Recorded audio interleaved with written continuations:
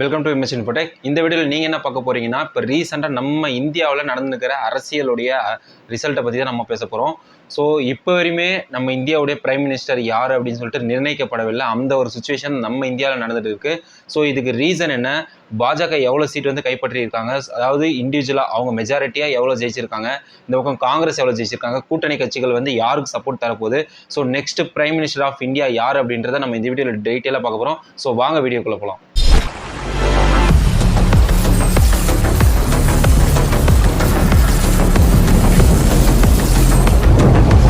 அதாவது இந்த அரசியலோட நான் ஒரு பேசிக்கான ஒரு கான்செப்ட் சொல்லிடுறேங்க.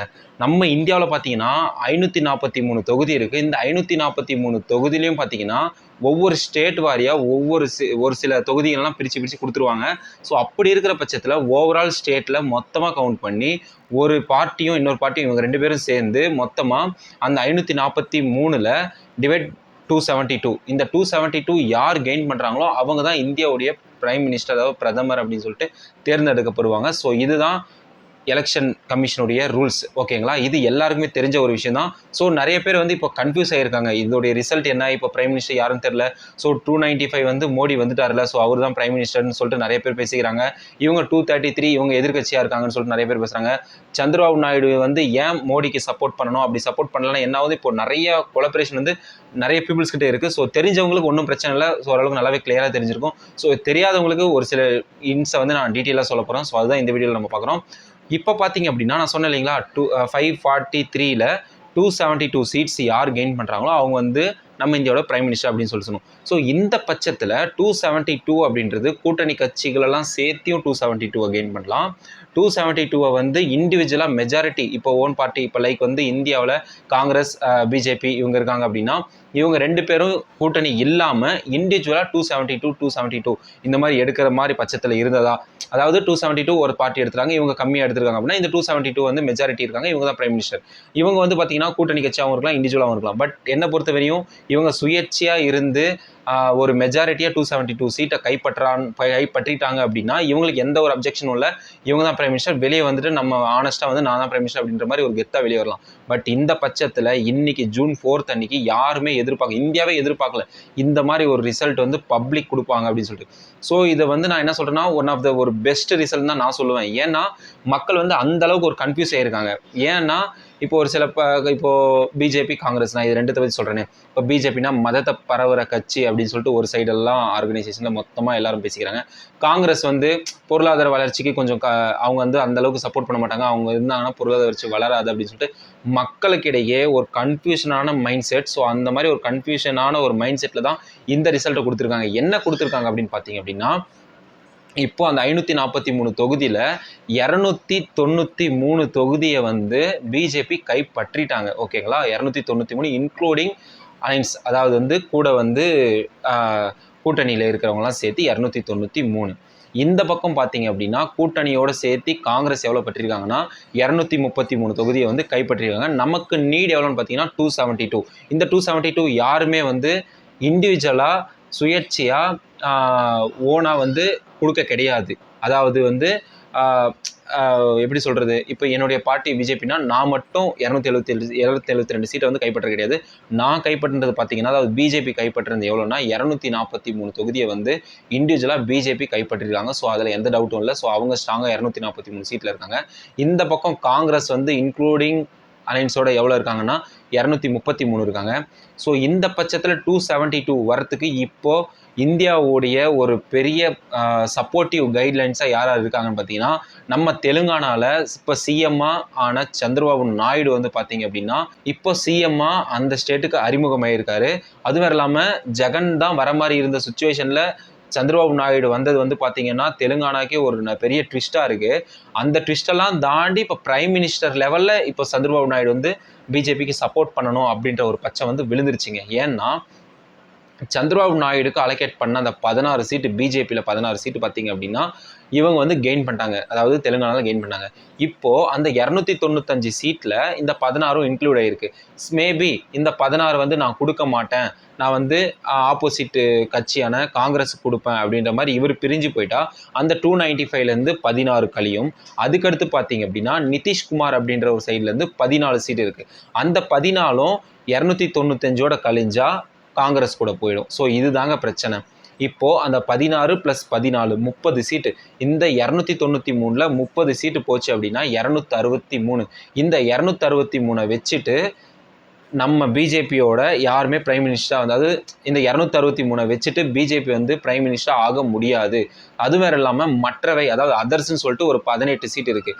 இந்த 18ம் பார்த்தீங்க அப்படின்னா 2 பேரில் யாராவது ஒருத்தர் கைப்பற்றிட்டாங்க அப்படின்னா வரதுக்கு சான்ஸ் இருக்குது. ஸோ இதுதாங்க இப்போதைக்கு நம்ம இந்தியாவில் நிலவிட்டு இருக்கிற அரசியல்.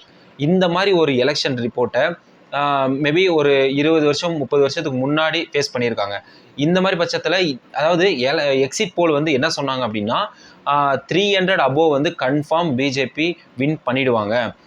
இந்த பக்கம் காங்கிரஸ் பார்த்தீங்க அப்படின்னா ஒரு 150க்குள்ளே இந்த மாதிரி ரேஞ்சில் தான் இருக்குன்னு சொன்னாங்க. பட் டெட் ஆப்போசிட்டாக 100% அப்படியே ஆப்போசிட் நடந்திருக்கு. நான் நேற்று ஒரு வீடியோ போஸ்ட் பண்ணியிருப்பேன், அதில் பார்த்தீங்கன்னா உங்களுக்கு கிளியராக தெரியும். அந்த வீடியோவில் நான் என்ன சொன்னேன் பார்த்தீங்கன்னா, எக்ஸிட் போல் ரிசல்ட் வந்து பிஜேபி தான் வரும், காங்கிரஸ் வந்து கம்மியாக இருக்கும் அப்படின்னு சொல்கிற மாதிரி இருக்குது. பட் இதே 2004ல் எக்ஸிட் போலுக்கு ஆப்போசிட்டாக ஒரு ரிசல்ட் வந்தது. ஸோ அது மேபி நாளைக்கு கூட நடக்கலாம்னு நான் சொல்லியிருந்தேன். அதுதாங்க இன்றைக்கி நடந்திருக்கு. ஸோ இதை யாருமே எதிர்பார்க்கல. இண்டிவிஜுவலாக பிஜேபி வின் பண்ணியிருக்கிற சீட்டு 243. இப்போ வரையும் கவுண்டிங் போயிட்டு தான் இருக்குது. இந்த செகண்ட் வரையும், அதாவது June 4th அன்னைக்கு நான் ஈவினிங் 7:30க்கு நான் பேசிகிட்டு இருக்கேன். இப்போ வரைக்குமே பார்த்தீங்கன்னா கவுண்ட் போயிட்டு தான் இருக்குது. 243ன்றது பிஜேபிக்கும், 233ன்றது இன்க்ளூடிங் கூட்டணியோடு சேர்த்து காங்கிரஸுக்கும் இருக்குது. இவங்களோட சந்திரபாபு நாயுடு ப்ளஸ் நிதிஷ்குமார் இவங்க இணைஞ்சாங்க அப்படின்னா 295 சீட் ஆகுது. பட் இவங்க 2 பேரும் இணைஞ்சிட்டு இருந்தாங்கன்னா கண்டிப்பாக கூட்டணிகளோடு சேர்ந்து பிஜேபி ஆட்சி அமைக்க போகிறது கன்ஃபார்ம். இந்த பட்சத்தில் இந்தியாவே எதிர்பார்த்துருந்தது என்னன்னா, கூட்டணி பிஜேபியில் உடையுமா அப்படின்னு எதிர்பார்த்தாங்க. ஏன் அப்படின்னு பார்த்தீங்கன்னா, இந்த மாதிரிலாம் சில நேரத்தில் நடந்திருக்கு.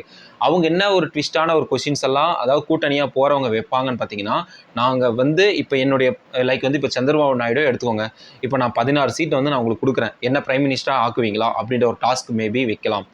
அப்படி இல்லைன்னா எம்பி சீட் எனக்கு ஒரு 10 கொடுப்பீங்களா அப்படின்ற ஒரு டாஸ்க் கொடுக்கலாம்.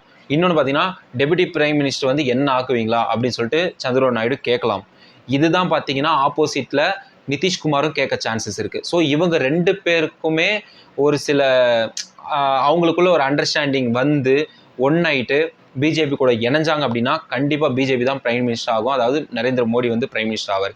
இந்த பட்சத்தில் இப்போ வந்து காங்கிரஸுடைய தலைவரான ராகுல் காந்தி வந்து அஃபிஷியலாக ராகுல் காந்தி வந்து ஈவினிங் வந்து ஒரு மீட்டிங் போட்டிருக்காரு. 6 o'clock லைவ் வந்தார்.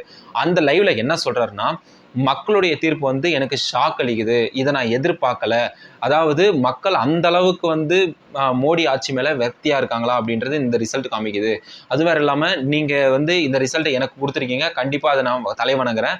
இந்த ரிசல்ட் நீங்கள் எனக்கு கொடுத்ததுனால நான் ஃபர்தராக நான் என்ன பண்ண முடியுமோ ஒரு ஆப்போசிட் கட்சியாக இருந்து நான் பண்ணுறேன் அப்படின்ற மாதிரி மீடியா கிட்ட ஒரு கொஷினை அவங்க சொல்கிறாங்க, அதாவது ஒரு ஆன்சரை சொல்கிறாங்க. இந்த பட்சத்தில் மீடியா என்ன கேட்குறாங்கன்னா, சார் அதாவது பிஜேபி வந்து 243 தான் இருக்காங்க, நீங்கள் 233 இருக்கீங்க, நீங்கள் எதிர்கட்சி இருக்கீங்க கன்ஃபார்ம். இந்த கூட்டணி வந்து மோடி கூட இல்லாமல் தனியாக இருந்தாங்கன்னா நீங்கள் அவங்கள வாங்குறதுக்கான சான்ஸ் இருக்கா, நீங்கள் உங்களோட கூட்டணி வைப்பாங்களா அப்படின்ற கொஷின் வந்து சோஷியல் மீடியா, அதாவது மீடியா வந்து ராகுல் காந்தி கிட்ட கேட்குறாங்க. அப்படி கேட்கும்போது ராகுல் காந்தியோட ஆன்சர் தான் நமக்கு ஒரு பெரிய ட்விஸ்டாக அமைதி. என்ன சொல்கிறாருன்னு பார்த்தீங்கன்னா, இதை பற்றியான அஃபிஷியலான நியூஸ் வந்து நாளைக்கு ஒரு மீட்டிங் போட போகிறோம். அதாவது காங்கிரஸ் தலைவர்கள்லாம் சேர்ந்து ஒரு மீட்டிங் வந்து டெல்லியில் போட போகிறோம் ஆஃபீஸில். அதை முடிச்சிட்ட அப்புறமா நாளைக்கு ஆஃப்டர்நூன் எல்லாம் ஈவினிங் வந்து அஃபிஷியலாக நாங்கள் யாரை கூட்டணியாக நாங்கள் சேர்த்துக்க போகிறோம், அழைப்பு அவங்களுக்கு விடுவோமா மாட்டோமா அப்படின்றத நாங்கள் சொல்லுவோம் அப்படின்னு சொல்லிட்டு ஒரு கொஷின் மார்க்காக அங்கே வச்சுருக்காரு. ஸோ இந்த பட்சத்தில் மோடி, அதாவது பிஜேபியிலேருந்து வெளியே வந்து பார்த்தீங்கன்னா யாருமே இப்போ வரையும் வெளியே கிடையாது, அவங்களுடைய ஃபேஸையும் ரிவீல் பண்ண கிடையாது, அவங்க என்ன ஸ்டேட்டஸில் இருக்காங்கன்னு தெரியல. இதுதாங்க இப்போதைக்கு இந்தியாவில் நிலவிட்டு இருக்கிற தேர்தலுடைய ரிசல்ட். ஸோ இப்போ இவ்வளோ நேரம் நீங்கள் கேட்டதில் இப்போ இதில் யாரை பிரைம் மினிஸ்டராக இருந்தால் நீங்கள் இருக்கும் அப்படின்னு சொல்லிட்டு நீங்கள் உங்களுடைய கெஸ் என்ன அப்படின்றத கமெண்ட் பண்ணுங்கள். அண்ட் தென் பார்த்தீங்க அப்படின்னா பிஜேபி வந்து லாஸ்ட் டைம் 303, அதாவது எந்த கூட்டணியும் இல்லாமல் இண்டிவிஜுவலாக அவங்க ஓனாக இந்த சீட்டே பார்த்தீங்கன்னா 303 வந்திருக்காங்க.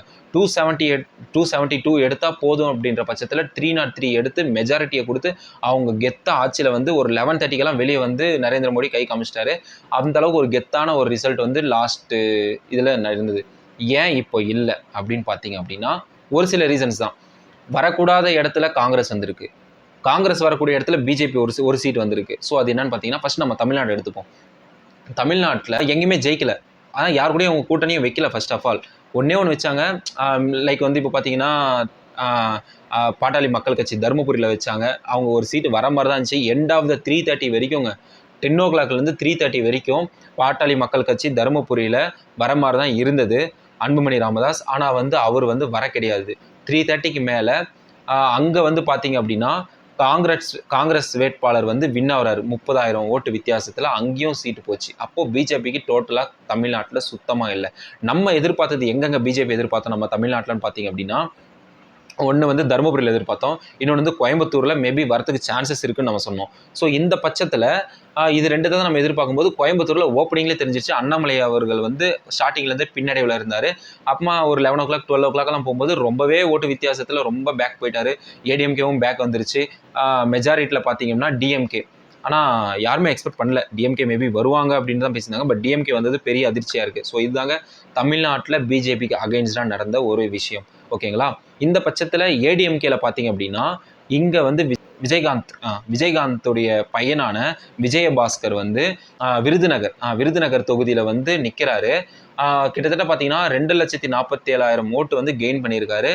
எண்ட் ஆஃப் த 4:30 வரைக்கும் பார்த்தீங்கன்னா விருதுநகர் தொகுதியில் விஜயபாஸ்கருக்கும் மணிக்கும், அதாவது டிஎம்கே அந்த மணிக்கும் அவங்க 2 பேருக்கும் போட்டி நிலவியவுன்னா ஒரு 300-400 வித்தியாசத்தில் ஓப்பனிங்கில் பார்த்தீங்கன்னா 30 ஓட்டு வித்தியாசத்தில் அவங்க 2 பேருக்கும் டிஃப்ரெண்ட்டில் ஒரு வாக்குவாதம் போயிடுச்சு. அந்தளவுக்கு ஒரு ஓட்டு டிஃப்ரெண்ட் போயிடுச்சு. இப்போ பார்த்தீங்கன்னா 500 ஓட்டு வித்தியாசத்தில் டிஎம்கே வந்து வின் பண்ணிடுச்சு. ஸோ டோட்டலாக பார்த்தீங்கன்னா தமிழ்நாட்டில் 40 சீட்டு இன்க்ளூடிங் புதுச்சேரி சேர்த்து 40 சீட்டும் டிஎம்கே கைப்பற்றுச்சு. அதில் 10 சீட்டு காங்கிரஸ், 21 சீட்டு வந்து டிஎம்கே. அதாவது 40ல் 21 வந்து டிஎம்கே கொடுத்துருக்காங்க, 10 வந்து காங்கிரஸ் கொடுத்துறாங்க. மிச்சம் இருக்கிறதுலாம் இந்த மக்கள் நீதி மையம் இவங்களுக்கெல்லாம் 1, விசிகா இவங்களுக்கெல்லாம் 1, 2 இந்த மாதிரிலாம் கொடுத்து ஒட்டுமொத்த கூட்டணியும் இந்திய கூட்டணி வந்து ஒட்டுமொத்தமாக ஜனநாயகம் வின் பண்ணியிருக்காங்க தமிழ்நாட்டில். ஸோ இது நிஜமாவே செம்ம ஷாக்கிங்கான நியூஸ் நம்ம இந்தியா லெவலில் பார்த்தீங்கன்னா. அண்ட் தென் பார்த்தீங்கன்னா இப்போ நம்ம கேரளாவுக்கு போகலாம். கேரளாவில் பார்த்தீங்க அப்படின்னா எப்பயுமே அங்கே இருக்கிறது காங்கிரஸ் தான்.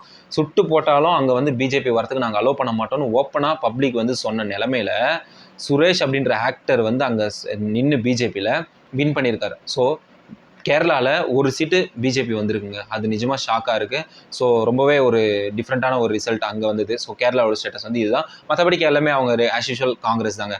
நெக்ஸ்ட்டு கர்நாடகாவில் பார்த்தீங்கன்னா எப்பவுமே காங்கிரஸ் ஓரளவுக்கு இருக்கும். இந்த தடவை பிஜேபி வந்திருக்காங்க. காங்கிரஸும் பார்த்தீங்கன்னா ஒரு 9-10 சீட் வந்திருக்காங்க. பிஜேபி ஒரு 16 சீட் இந்த மாதிரி வந்திருக்காங்க. ஸோ பெருசாக வந்து கர்நாடகா வந்து பிஜேபி கை கொடுக்கல. காங்கிரஸ்க்கும் மேக்ஸிமம் எதுவும் கொடுக்கல. ஸோ அங்கே ஓட்டு வந்து கொஞ்சம் ஸ்ப்ளிட் ஆகிடுச்சிங்க. ஸோ அவங்க மிக்ஸ்அப்பான ஒரு ஓட்டு வந்தனால ஸோ எதுக்குமே சப்போர்ட் பண்ண கிடையாது. தென் பார்த்தீங்க அப்படின்னா பிரைம் மினிஸ்டருக்கு இது என்னுடைய கோட்டடா அப்படின்னு, முத்துப்பாண்டியோட கோட்டடா இது அப்படின்னு சொல்கிறது மாதிரி உத்தரப்பிரதேசம் வந்து நரேந்திர மோடியோடைய கோட்டை. அதாவது 80 சீட்டை வந்து லாஸ்ட் டைம் வாங்கினாங்க. இந்த தடவை பார்த்தீங்க அப்படின்னா 80ல் 33 சீட்டு மட்டும்தான் இவங்க, அதாவது பிஜேபி வாங்கியிருக்காங்க. மீதி 46 சீட்டு வந்து பார்த்தீங்க அப்படின்னா காங்கிரஸ் வாங்கியிருக்காங்க. இதுக்கு என்ன காரணம் அப்படின்றது இப்போ வரையும் எல்லாருமே பேசுகிறாங்க. செம்ம ஷாக்கிங்கான நியூஸ். இருக்கிற 80 சீட்டில் 33 சீட்டு தான் பிஜேபி. ஏன்னா அவங்களுடைய இடம் அது. அந்த இடத்துல பார்த்தீங்கன்னா காங்கிரஸ் அடித்து தூள் பண்ணியிருக்கானுங்க. 46 சீட் வந்திருக்கு, இவங்க 33 தான். மற்றதெல்லாம் பார்த்தீங்கன்னா 4-5 அந்த மாதிரி வந்திருக்கு. ஸோ இதுதான் உத்தரப்பிரதேசத்தில் ஒரு ஸ்டேட்டஸ். தென் வந்து பார்த்தீங்கன்னா ஃபஸ்ட்டு ஒரு 3 சுற்றில் வாரணாசியில் நின்று நரேந்திர மோடியை பார்த்தீங்கன்னா ஓப்பனிங் ஒரு 3 சுற்றுக்கு வந்து பின்னடைவில் தான் இருந்தார். ஸோ அவர் வந்து மேஜராக வந்து முன்னாடி வர கிடையாது. 5வது சுற்றுக்கு மேலே தான் அவர் வந்து நல்லா லீடிங்கில் வந்துட்டு வின் பண்ணார் அந்த தொகுதியில். தென் பார்த்தீங்க அப்படின்னா இன்னொன்று ராமர் கோயில் இஷ்யூ தான் பார்த்தீங்கன்னா பிரைம் மினிஸ்டர் அதாவது நரேந்திர மோடிக்கு வந்து ஒரு பெரிய ஒரு அடியாக இருந்தது. என்னென்னா கோயிலை கட்டிட்டு மதத்தை பரப்புறாரு அப்படின்னு சொல்லிட்டு நிறைய பேர் வந்து அங்கே ஒரு ரூமர் கிளம்பினுச்சு. பட் ரியலாகவே ராமர் கோயில் கட்டின இடத்துல பார்த்தீங்க அப்படின்னா நரேந்திர மோடி வர கிடையாது. அவர் வந்து அவருடைய வேட்பாளர், அதாவது பிஜேபியோட வேட்பாளர் அந்த இடத்துல நின்னாலும் காங்கிரஸுடைய வேட்பாளர் தான் அந்த இடத்துல வின் பண்ணியிருக்காரு. அதாவது அயோத்தியில் ராமர் கோயில் கட்டின இடத்துல ஒரு காங்கிரஸ் வேட்பாளர் வந்து வின் பண்ணியிருக்காரு. ஸோ ஏன் இப்படி மிக்ஸ்அப் ரிவ்யூ ஆஃப் ரிசல்ட் அப்படின்னு சொல்லிட்டு கண்டிப்பாக தெரியலைங்க. இதை பற்றியான ஒரு டீட்டெயிலான அனாலிசிஸ் வந்து நான் ரிப்போர்ட் ரெடி பண்ணிட்டு நான் உங்களுக்கு நாளைக்கு ஒரு வீடியோவில் போஸ்ட் பண்ணுறேன். அண்ட் தென் பார்த்தீங்க அப்படின்னா இந்த கூட்டணிகள் வந்து பிஜேபிக்கு கை கொடுக்குமா, அதாவது நிதிஷ்குமாரும் சந்திரபாபு நாயுடு இவங்க 2 பேரும் பிஜேபிக்கு கை கொடுப்பாங்களா, இல்லை நாளைக்கு நடக்க போகிற காங்கிரஸ் மீட்டிங்கில் அவங்களுக்கு கை கொடுப்பாங்களா அப்படின்றது இப்போ வரைக்குமே தெரியல. ஸோ இதை பற்றி உங்களுக்கு என்ன தோணுது, நீங்கள் என்ன சொல்ல வரீங்க அப்படின்னு சொல்லிட்டு மறக்காம கமெண்ட் பண்ணுங்கள். அப்புறம் பார்த்தீங்க அப்படின்னா ஷேர் மார்க்கெட் ஃப்ரைடே பார்த்தீங்க அப்படின்னா இந்த வீக் வந்து ரிசல்ட் வரப்போகுதுன்னு தெரிஞ்சவொடனே லாஸ்ட் ஃப்ரைடே வந்து ஷேர் மார்க்கெட் ஒட்டுமொத்தமாக ஏற்றிட்டாங்க. ஏன்னா எக்ஸிட் போல் ரிசல்ட் வந்து சனிக்கிழமை வந்துச்சு பார்த்தீங்களா, அப்போ இருந்து சண்டே வந்து என்ன பண்ணாங்க அப்படின்னா மண்டே சண்டே அந்த டேட்டில் வந்து மொத்தமாக ஷேர் மார்க்கெட்டை ஏற்றிட்டாங்க. என்னன்னா இப்போ பிஜேபி தான் வரப்போகுது, ஸோ நம்ம ஸ்டாக் நிறைய போகலான்னு சொல்லிட்டு ஷேர் மார்க்கெட்டில் ஷேர் ஹோல்டர் வந்து அதிகமாயிட்டாங்க. இப்போ காங்கிரஸ் இந்த அளவுக்கு வந்திருக்கிறத பார்த்து பிஜேபி பின்னாடி வரைஞ்சிருக்க பார்த்து ஷேர் மார்க்கெட் மொத்தமாக விழுந்துருச்சுங்க. அந்தோனியெல்லாம் செம்மையாக லாக் ஆகிட்டாரு. ஸோ அவரை நம்பி இப்போ ஷேர் மார்க்கெட்டில் இன்வெஸ்ட் பண்ண இந்த இன்வெஸ்டர்ஸ் எல்லாம் பார்த்தீங்கன்னா பிஜேபி வருமா காங்கிரஸ் வருமான்ற ஒரு டென்ஷனில் இருந்தால் இவங்களுக்கு பணம் வருமா வராதா அப்படின்ற மாதிரி ஷேர் மார்க்கெட்டில் இருக்கிற ஹோல்டர்லாம் அவங்க ஒரு பக்கம் அப்செட்டாக இருக்காங்க. ஸோ நிஜமாகவே இந்த 2024 எலெக்ஷன் வந்து பார்த்தீங்கன்னா அன்டில் இப்போ வரைக்கும் மார்னிங் வந்து 8 o'clock ஸ்டார்ட் ஆச்சுங்க. இப்போ வந்து 8:15 ஆகுது. இப்போ வரைக்குமே பார்த்தீங்க அப்படின்னா ஸ்டில் நவ் ஒரு ஈகரான ஒரு ரிசல்ட்டுக்காக தான் வெயிட் பண்ணிட்டுக்கிறோம். ஸோ ஓரளவுக்கு எல்லாமே அப்படியே ஸ்டாண்டர்ட் ஆகிடுச்சு, ஓகே ஒன்றும் பிரச்சனை இல்லை. பட் இருந்தாலும் இந்த கூட்டணி கட்சிகள் என்ன சொல்லுவாங்களோ அப்படின்ற மாதிரி ஒரு ஆசிலேஷனில் மிக்ஸ்அப் ரிவ்யூவில் நல்லா மொத்தமாக இருக்கும். ஸோ இதை பற்றி நீங்கள் நிறைய நியூஸில் பார்த்துருப்பீங்க, காலையிலேருந்து ஒட்டு மொத்தமாக பார்த்து கன்ஃபியூஸ் ஆகிருப்பீங்க. ஸோ இப்போதைக்கு இருக்கிற நியூஸ் இதுதாங்க, இவ்வளோ தான் மேட்ரு, ஒன்றுமே இல்லை. பிரைம் மினிஸ்டர் ஆகணும் நரேந்திர மோடி அப்படின்னா சந்திரபாபு நாயுடு அண்டு நிதிஷ்குமார் இவங்க 2 பேரும் கூட்டணியிலேருந்து விலகக்கூடாது.